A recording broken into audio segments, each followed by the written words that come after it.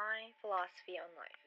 Well, let me first tell you that this is actually a topic that I've spoken about for extended periods of time because it somehow always seems to pop up.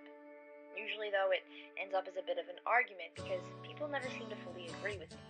But that's not the point.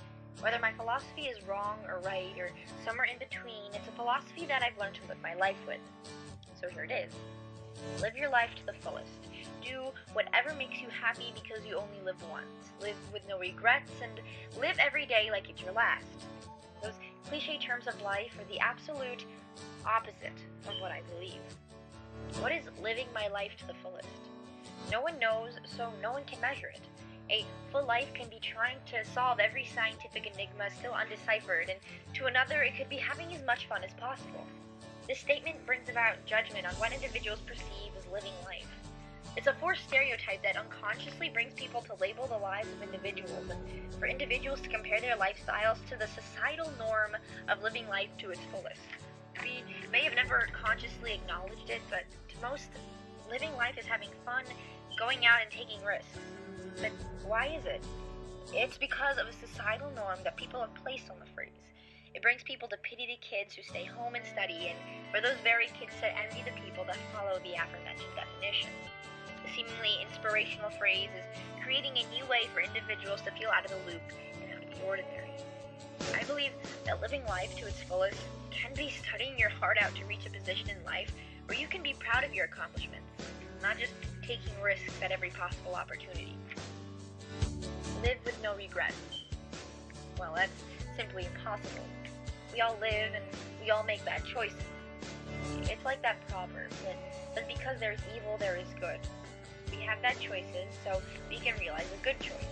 If we never regret our bad choices, we aren't accepting the fact that it was a bad decision, and thus we can never truly know when we are making a good one. I believe we need regrets to live. Don't get me wrong, though. I don't mean to say that I advocate dwelling on mistakes forever, because I absolutely don't. I don't think keeping a bad choice in the back of your head for the rest of your life is okay. It's the acknowledgement that counts. You regret your mistake, and then move on. Live every day like it's your last. Quite honestly, I feel like this is the worst advice in the world. When you watch movies about the end of the world, you don't see people giving each other gifts or traveling the world or executing their lifelong dreams and bucket lists. You see people tearing stores apart, stealing, and doing any socially unacceptable act they couldn't do before. My point is, if people lived every day like their last, they're acting on their impulses without giving it any thought. In all honesty, most people would end up in jail. My perspective on life isn't to live life by your impulses and what you want in the moment. It's thinking about your choices and actions and scrutinizing their consequences, and then deciding what you truly want to do. Do what makes you happy. I feel like individuals take this statement too far, or maybe it's worded wrong. Being happy isn't an excuse to push aside the parts of life that may be a bit hard to bear. It's in work or in a friendship. People have to withstand the parts that don't make them happy to get the desirable end result. You work hard, get the job right, and you get paid. You go out of your way and spend the day watching a movie you hate for a friend that's in a bad mood, so that the next day you can do something you both like, and when the time comes, they're willing to do the same for you. Sometimes living life takes instances of work and dedication, and carefree living isn't always attainable. If you want to be happy, sometimes short-term happiness must be sacrificed for the bigger picture, for happiness in the long run to exist. I guess if you haven't figured it out yet, I'm an absolute realist. I'm realistic to the extreme and take everything for face value. But there's a distinction between being a pessimist and being a realist. I do consider myself, in every sense of the word, to be optimistic. I have high hopes and dreams that I wish to attain, but I'll always know that getting there won't be easy, and that I will face bumps in the road. I know that, and I acknowledge it because I am a realist. I've been told I'm a nice person, and I do try to be. I give everything and everyone the benefit of the doubt. I treat others with the utmost amount of respect and kindness. But if I never see an effort to return the favor, I make sure that I never give away my precious time again. Some things are worth my time, and some aren't. I know when to give up and move on, and when to keep on trying. I know when it's okay to take a risk and try something new, because I'm not against enjoying yourself. But I also know that if I want to enjoy myself in the future, I need the sit down and pay attention. Mommy and Daddy aren't always going to be there to give me everything I need, and I know that I'm prepared for when I won't have any help in achieving my own happiness.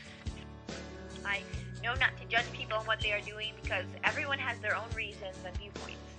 And that's why, regardless of how strong my philosophy and beliefs are, I never go farther than mentioning my ideas when asked.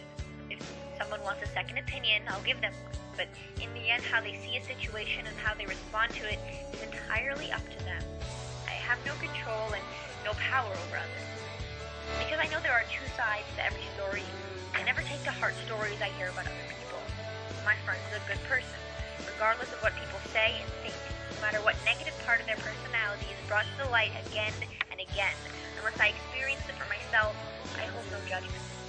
People talk, and I know that. People take certain actions more personally than others, and I know that. I am careful about how I act because I realize the preferences of individuals, and I expect the same respect back. My philosophy on life is a realistic approach. Realize that every individual, including yourself, has the potential to do what they want in life. That to get to that goal, they have to think about all the possible routes and the end result of each route, and then to go after it, working for what you want while not overwhelming yourself. You just have to hope for the best and expect the worst.